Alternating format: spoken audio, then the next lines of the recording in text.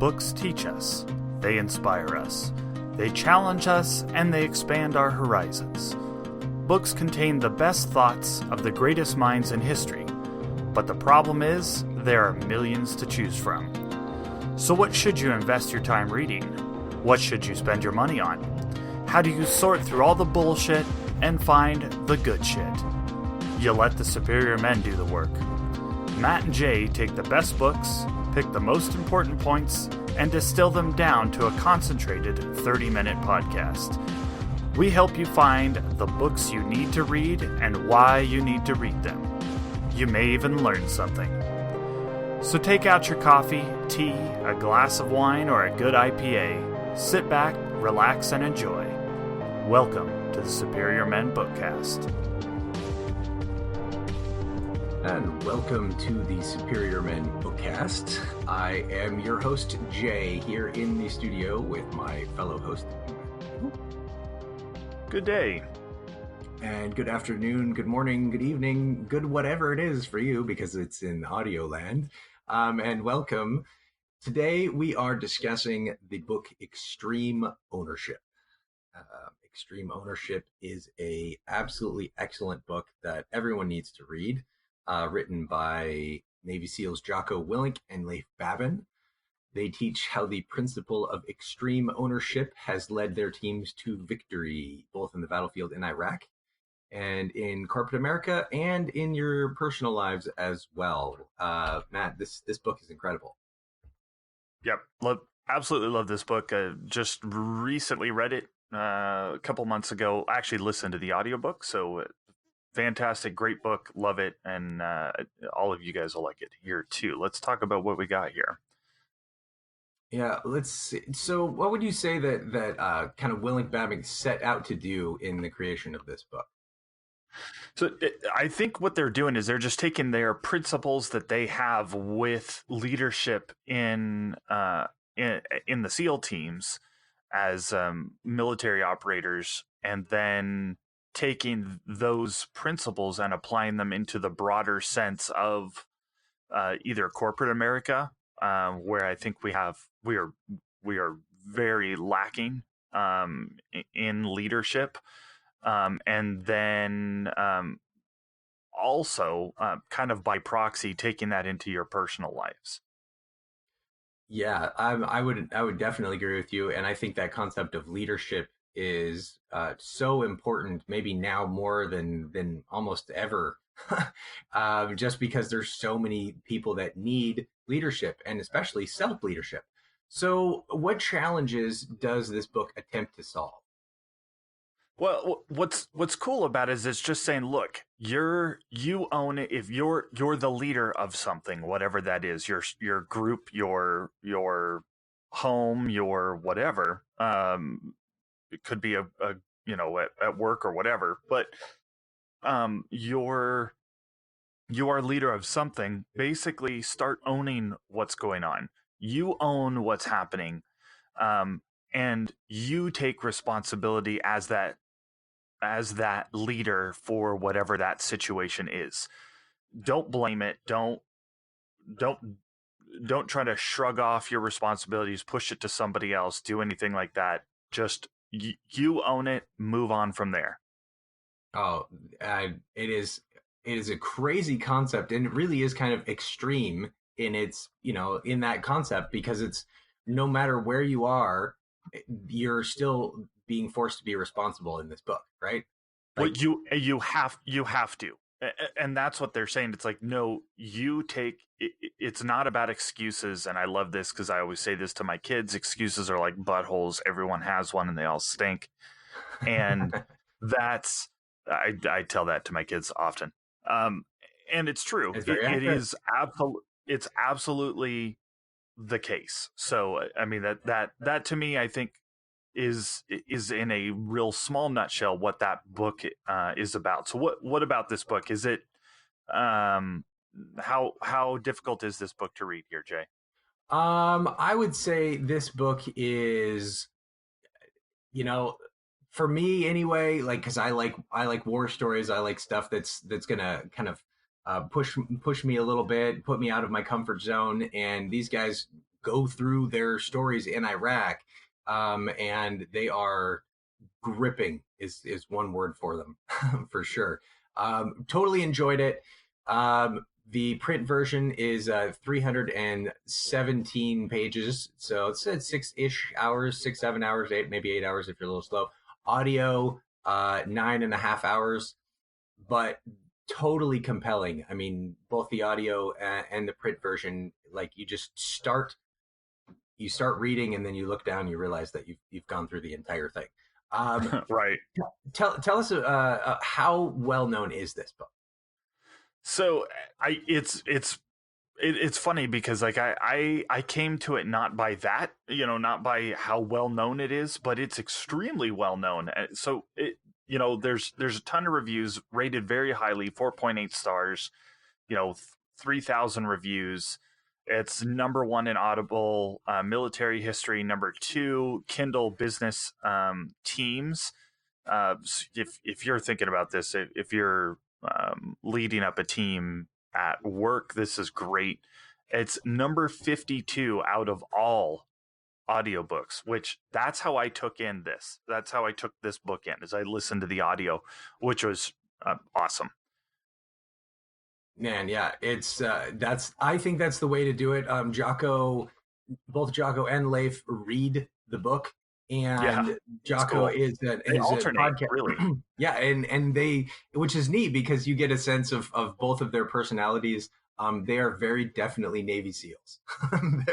Yes. So if you haven't spent time hanging out with a Navy SEAL for any length of time, David Goggins' Can't Hurt Me book, obviously fantastic too, but you only get out of that audiobook, you maybe get a total of an hour of information out of him, maybe 45 minutes. He's not exactly verbose.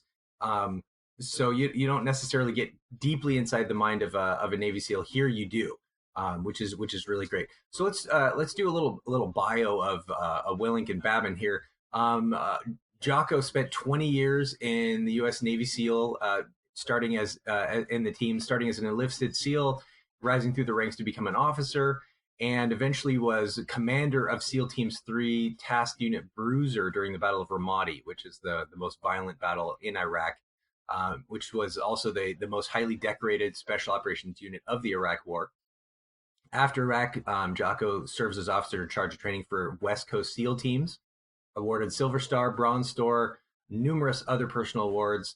Then he retired from the Navy and launched Echelon Front, where he took all of the principles and things that he learned from Navy SEALs, both in the field and in training, and then taught them to just all wide range of industries and fields, science, technology, obviously various different military units, kind of like in various places around the world, but then a lot of Fortune 500 companies, a very, very big deal. He also runs Top Rank Leadership Podcast, JockoPodcast.com, and he's written a couple of books as well, including Way of the Warrior Kid and Discipline Equals Freedom, which is the New York Times bestseller. Then the other author, Leif Babin, he's a graduate of the U.S. Naval Academy, served 13 years in the Navy, 9 as a SEAL. He was a SEAL platoon commander in the same in the SEAL Team 3 Task Unit Bruiser.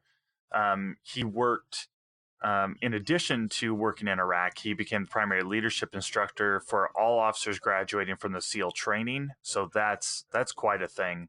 Right. Also numerous awards.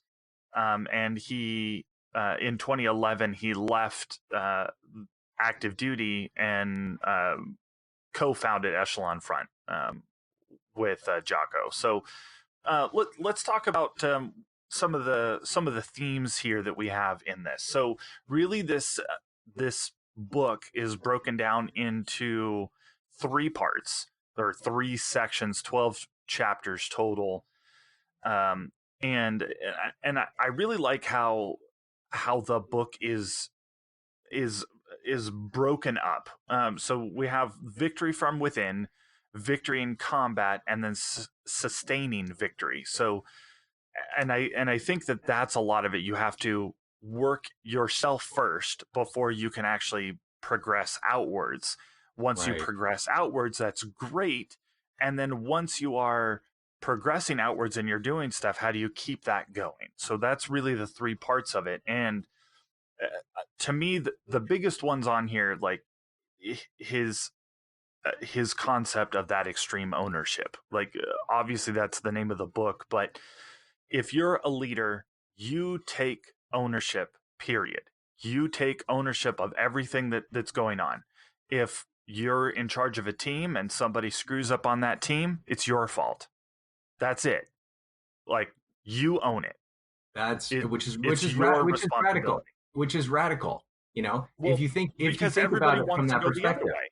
yeah, Everybody yeah, wants to go the other way. You want to just look at this and go, well, it's not my fault. It's one of the guys, he didn't do what I told him to do. So therefore, it's his fault, not mine. And it's like, no, it's yours.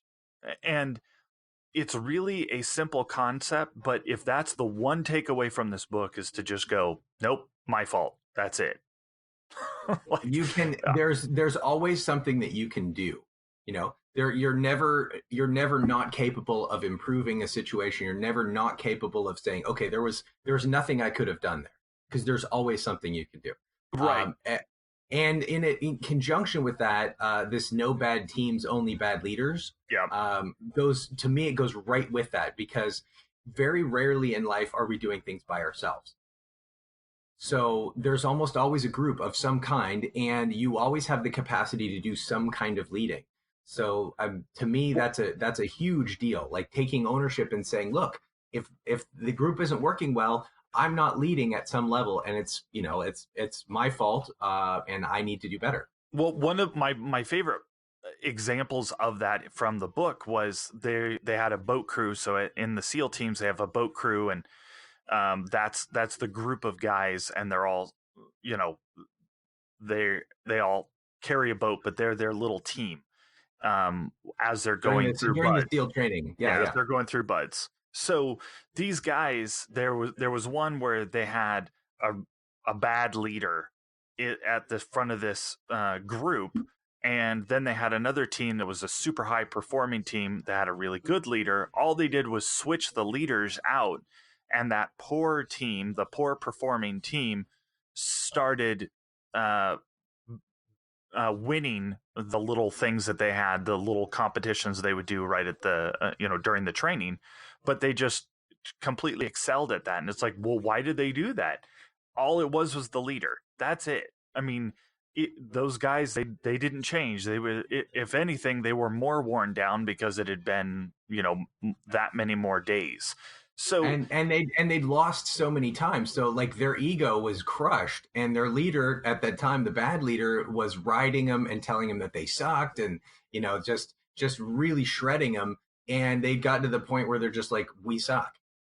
exactly, and that I think is a really important thing. It's so that's part of that, like that first one where the only one, the only person who can do that is you. You are the only one who can work on those items. Nobody else can. So you got to work on that. Once you're there, now you got to have that victory in combat, manage your ego, cover and move, keep things simple, all the good parts of like leading that team. And uh, and then also, make sure that you can execute on things, you can commit to stuff, you can prioritize well.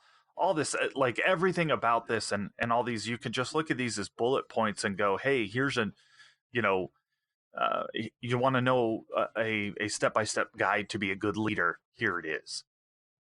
Yeah, there's so many quality. I mean, each one of these concepts that he has here in the 12 principles, each one of them you could write probably write a book about it. You know what I mean? Sure. In fact, interestingly enough, chapter 12 or principle 12, discipline brings freedom, discipline equals freedom. I think he did write a book about it. I'm actually, yeah, I'm reading his second book now. Okay, all right. I'll have to ask you what you think about that here in just a minute. So Matt, I want to talk about what I felt about this book here. yeah, let's go. So let's look at this. So we covered some of the terms, or some of the elements of the book, but let's get into what we're talking about here. So What did you like best about this book? I love it because it eliminates millennial thinking. Um, So you say the millennials won't like this book, You know what? Millennials need to read this book, right? but this idea that it's not my fault. It's I applied for 20 jobs on Monster, and so and I haven't gotten any of them, and basically I've spent all day doing that, and so there's no jobs available. Uh, Right. or this idea that because I have a job where I've been making a certain amount of money and there's I've asked for a raise like 10 times and I haven't gotten one, therefore I'm never going to get a raise from anywhere, or I'm in a bad relationship and the person treats me like crap and I want them to do better and I argue about it, and there's she's just never going to treat me well and I'm stuck. Like, extreme ownership, wherever you are in your life, whatever's going on, eliminates that possibility of being a victim. It says, look, you can, whatever's going on, you can make a difference. You can do something about it, and you must do something about it. I love that. Absolutely, and it's great. I mean, just look how many billionaires are there out there who have a victim mentality? Oh, yeah, all of them. Right. You just go, no, none of them feel like that they're the victim. So it's good. So give me a quote. What's a quote that you really liked from this book? There's man, there's a I lot of think you can them. just quote from the first page to the last page. I was gonna say just the book parts, only the parts with the book. That's really Yeah. those are the main ones. Mhm. This one I love. It says, "You can't make people listen to you. You can't make them execute. And that may be a temporary solution for a simple task, but to implement real change to drive people to accomplish something truly complex or difficult or dangerous, you can't make people do those things. You have to lead them." And One. I Yeah. that's just so great, because so many managers, so many people who are in charge of other people tell people to do stuff and expect them to listen, and that's not the way to lead. No. And so it's so great, and that concept of like leading from the front and being the one that's doing the work and showing people how to do it, and in the trenches there, that's awesome. Yep. All right. So what'd you learn from this book? I would say there's a bunch of stuff actually. It's the kind of book that I don't think you can just read one time because there's so many good things in it. But I would say probably the biggest one would be this idea of leading up and down the chain of command, or principle 10. Wherever you are, you can lead, even if you're a total noob at your job, or you're at a new organization or a new group, or you're at your church or wherever you're working. Like, even if you don't know anything, there's always something that you can do to improve a little bit, and you can help the person above you to lead better by giving them information. If you're in the middle, you can help the people above and below you. And then if you're on top, you can take care of all the people underneath you. There's always an opportunity to lead. Absolutely. No, great. Give me a critique. What'd you like least? I would say for me, and like I was saying earlier, it's a very gripping book and really, really exciting in various different places. It also has a tendency to be a bit dry, and kind of cold and mechanical in places, especially as it's starting to move into the corporate clients. Um, I feel like it was written by a soldier rather than by like a fiction writer or dramatist. It's very fact based, and after a while that kind of starts to dry out a little bit. So that slowed me down just a touch. Still really interesting, but that would be probably my major critique about it, to have somebody come in and punch up, especially those corporate sections a little bit. Yeah, no, I could see that. It was interesting. Well, did you read it or did you listen to it? I listened to it. Okay, okay. I I thought it was helped by listening, but I agree with you on that one. So what about what's something you would ask the authors? It's just kind of two questions. The first one is always, yeah, as somebody who spent a lot of time working in kind of blogging and podcasting and stuff like this, it's like, what was your motivation to do this? Like, I would love to know both of these guys, because you're obviously quite successful and stuff, and sure, there's probably some money part of it, but I feel like they have some other underlying things that drove them to write this book, and I'd love to talk to them about that. Yeah. Uh, And then I'd also like to know how much percentage wise, because I know they'll never be able to tell me, but how much did you cut for national security? Yeah, they always have. I mean, anytime they're doing this, it would only be about stories. They're the war stories, because there are some things that would be confidential. Right, right. And So yeah, I'd love to know. I want to know what those are. Yeah. Yeah, yeah, yeah. um. All right. So, what about any related books that you'd recommend?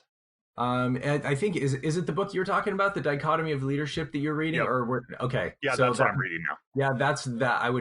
I've heard real good things about that. It sounds like you'd probably recommend it. Also, of course, Can't Hurt Me by David Goggins. Sure. There's a bunch of other ones, but that's kind of a good start. Yep. What let's give you a chance, Matt, to talk about this. You like to talk, and you have ideas. Tell me about your ideas. What do you like best about this book? Well, this is a cool book because it came to me, and the reason why I read it when I read it was I have a new position at my work where I'm in more of a leadership role, and so with doing that, it's just I was trying to be a sponge, just take everything in that I possibly could, with that. So that's what I was really trying to do, and so to me, like everything about like learning how to be an effective leader, like that's what really got me to this. That's what got me to the book, but I there's so many good takeaways. Like said, you could just have the table of contents and you'd be like, yes. So like all of this is good. So what do you like best about the book? The book. So what I like the best about it is a step by step instruction on how to better yourself, how to lead effectively, and how to maintain that as you move forward. It really is a playbook on if you're say a new manager, it's a playbook on how to do it. Okay. All right. So and you felt like as a new manager yourself, that's been pretty helpful for you. That's very cool. Chad, Yeah. give us a quote or two. Or, So my one of my favorite quotes here is the thought about discipline, which is cool, and he had one where it's just discipline equals freedom, which is one, but I think that's a little bit too short to give for a quote. But the test is not a complex one. When the alarm goes off, you get up out of bed, or you lie there in comfort and fall back to sleep. If you have the discipline to get out of bed, you win. You pass the test. If you are mentally weak for that moment and you let that weakness keep you in bed, you fail. Though it seems small, that weakness translates into more significant decisions. But if you exercise discipline, that too translates to more substantial elements of your life, which success begets more success. And if you uh Jordan Peterson has that concept with keeping your own house in order, right? How about keeping your own room clean? It's that idea where if you can just get up and do it, you're going to be in a much better state. I love that. Start the day with a win and get that get that positive ball rolling. That's awesome. What do you learn from this book, or kind of like how did it change you? Well, again, as far as time in my life reading this, for being a new manager, that was for me a, a real a real big thing. So this just the concept of this ownership, of the extreme ownership, to me has helped me with leading my team so far. So it really does help, where it's just like, look, do this, and everybody, and especially when you start when you change your mindset to this extreme ownership, you start to realize just how much bullshit there is from everybody, how much people just feed you with excuses, and you're just like, you just purge that out of your brain and out of your mind. And man, that's something that everyone could do with, and Yeah, agreed. an ongoing process too. Because it could creep up really easily. What do you like least? What critique of the book here? So I like the military stories. I like that they were good. I just think, I don't know, I've heard a lot before, and they're fun and they were good stories. But I think I think we spent a lot of time on the stories and not quite as much on some of the practical application. Which, for me, it would have just been a little bit better to have a little bit more there. Okay, there's a little more practical application. Gotcha. Yep. Gotcha. What questions would you ask Willink and Babin if you had them? I actually just, because I'm interested in design and instruction, I would just be, I would like to be a student in their class for some of their corporate training. I think that would be awesome. That would be really cool, wouldn't it? Yeah, I think that'd be fun. And just to be around that kind of energy too. Those guys are right. So intense. It's awesome. How about other related books? Well, so what we've just talked about for the dichotomy of leadership. I'm about halfway through the book, so I'm going to reserve judgment until I'm done. So far, I'm quite enjoying it. But so I would say that I would add to your Can't Hurt Me. I would say I would agree with that one as well. I also just purchased the book for the Way of the Warrior Kid for my children to listen to as well. Oh, cool. We'll have to check that out. Maybe we'll do a bookcast on that at some point. Yeah. All right. So kind of wrapping things up here a little bit, just kind of like an overall view of the book here. So we got 3 major kind of sections of the book: the victory from within. So starting on you first, and then victory in combat. So taking that stuff that you've learned, applying it out into the field, and then sustaining victory, maintaining that victory, and that continuous process, because it's real easy to just kind of wrap that up. Yeah, it was victory from within, great. Combat, sure, and then sustain it. But in actual practice, that stuff is really tough. Every one of those things is incredibly difficult. And really, what I was saying, and I want to steal this next part here with the first test of the day. Whatever that is, if you have an alarm, you've told yourself when you went to bed, you're like, you know what, I'm going to get up and I'm going to go work out, or I'm going to get up early and, tackle my, your work email, and you're going to do that first.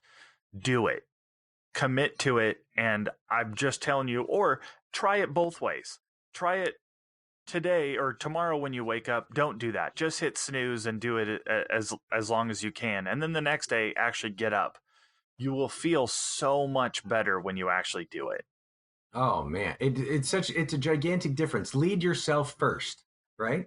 Yep. And if you can't lead yourself, you can't lead your team. Absolutely. And there's a team everywhere. No matter where you are, you're going to be involved in a team and connected to a team. So take ownership of your situation, change everything you can, and you'll be shocked how quickly and dramatically your life will improve. Final thoughts, Matt? Read this book yesterday. Do it. It's amazing. The book again, Extreme Ownership, Jocko, Willink, Leif, Babin. Thanks so much for listening, guys, to the Superior Men Bookcast. We will see you next time.